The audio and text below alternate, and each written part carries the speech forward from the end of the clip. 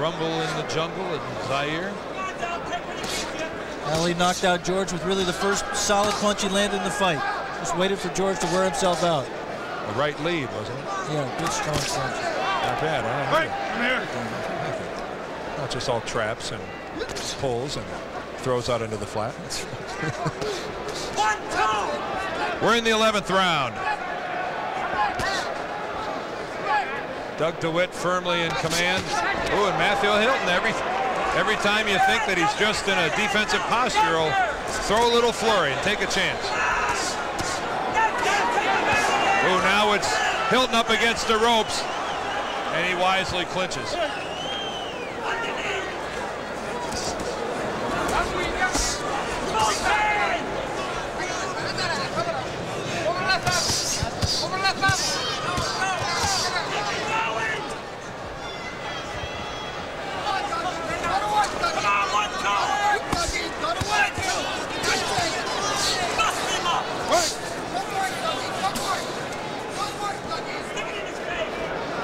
DeWitt being even more aggressive than he really has to. Take your time. Look out there. Look out there. You okay? All those jabs landed on the gloves of Hilton. Again, nothing but glove.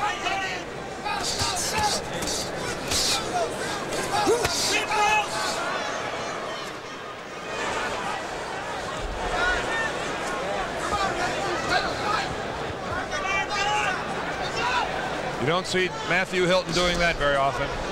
You know, I think Matthew's got an even bigger problem right now, Dan. I think his left eye is starting to close.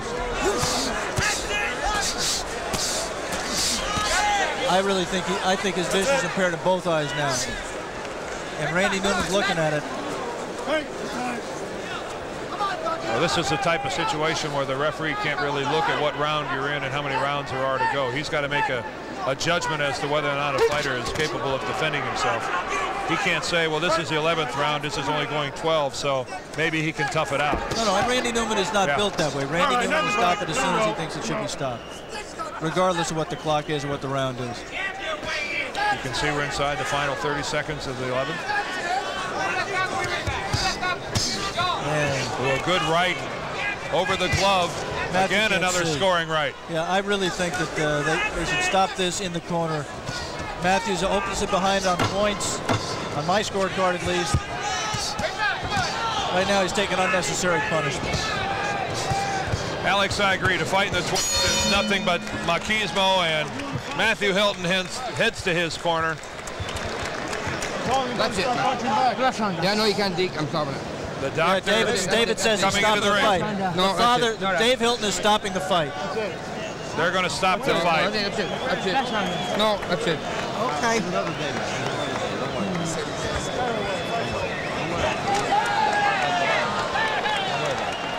And that's it.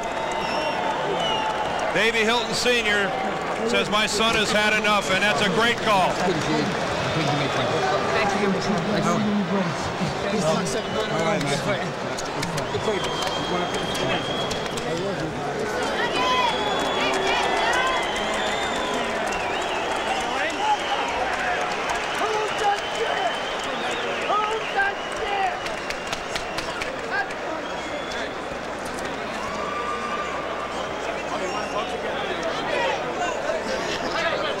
So the perseverance and the gutsiness of Matthew Hilton, not enough, as his left eye betrayed him, as did his right.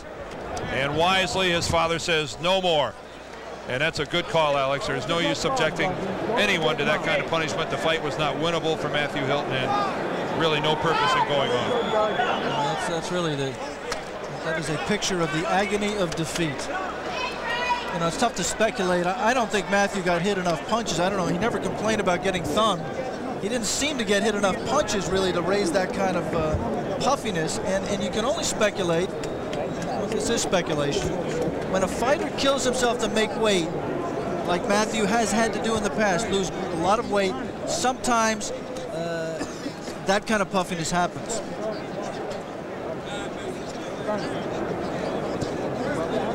We'll return to the ring for the announcement and also some post-fight interviews with Alex. But first of all, let's go to Jim Hill.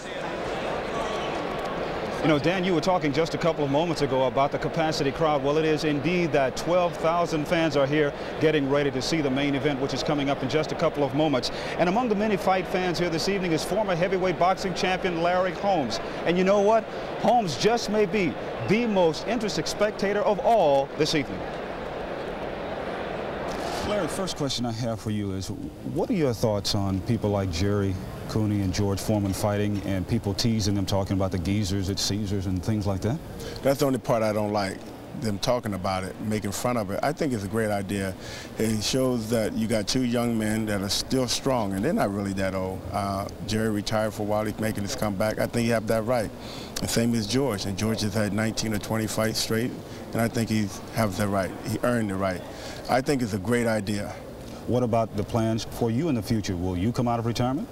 Yes, I will come out of retirement because, you know, I'm an athlete. I'm a Royal Reserve athlete, and if the prices they offer me, if I think they're feasible, then I will make a comeback. I probably will do it until I'm 900 years old because this is really a great opportunity to get back in the ring and show talent, and I'll probably take advantage of that. What's your prediction on tonight's fight? Well, you know, a lot of people are saying George Foreman, but I say no, Jerry Cooney. You know, I think it's going to be a great fight. He's not going to be as skeezy as Caesar. It could be just like a Tommy Hearns with a Marvin Hagler fight. Both of these guys are good punchers. They're both determined. Jerry have a little bit more that he want to prove, and George have a lot that he want to prove. So it's going to be a good fight tonight. Do you want the winner of tonight's fight? If someone made the right offer, sure, I'd take the winner of this fight. I think it would be very interesting. Never fought George Foreman, fought Jerry Cooney, beat Jerry Cooney, and Jerry would like that opportunity to revenge that fight, and it'll be a good fight. And George will see exactly what George can do with a guy that with lateral movement. And that's coming up in just a couple of moments. Our main event, 10 rounds in the heavyweight division. George Foreman going against Jerry Cooney.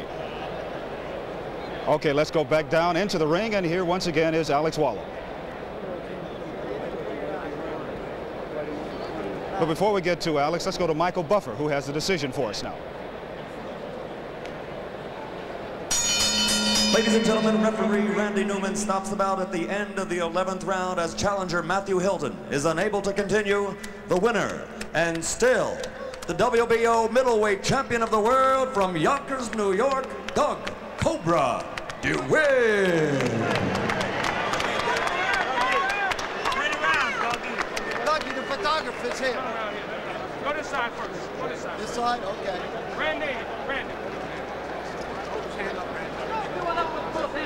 While we're waiting for Doug DeWitt, the winner, let me just report on the scorecards because I'm surprised. All three judges had DeWitt ahead in the fight, but two of them only by 2 points, 105-103.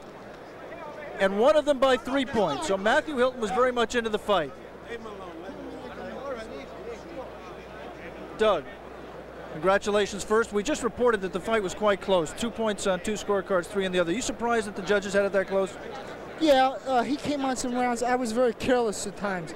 Devastating puncher, and I dropped my hands. But I have to say one thing first. I give all the glory. I have to say this to my Lord and Savior, Jesus Christ. Without him, there's no way I could have pulled through. He gave me the strength and the courage because I was scared before this fight.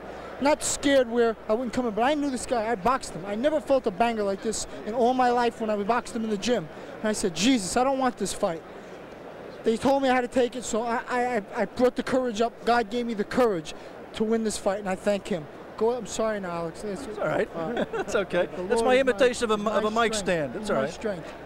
Doug, let me ask you, you took your time early. Was that out of respect for his power? Yes. You know, I knew. They were saying, you're giving rounds away. I thought I was doing beautiful because I was letting him get off some big bombs. And early, he wasn't catching me. I was blocking most of them.